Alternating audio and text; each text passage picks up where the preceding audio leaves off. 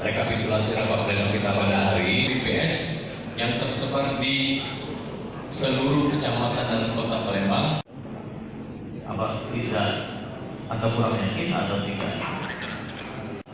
DP 1 dan penetapan DPT tingkat provinsi Banten Barat khususnya untuk Kabupaten Pahlawan dan Kabupaten Sirawas.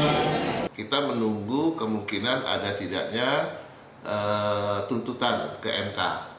Untuk diketahui tuntutan ke MK ini memang sudah ada batasan, batasan tentang selisih suara pasangan satu dan yang lain bila mana mereka bersengketa.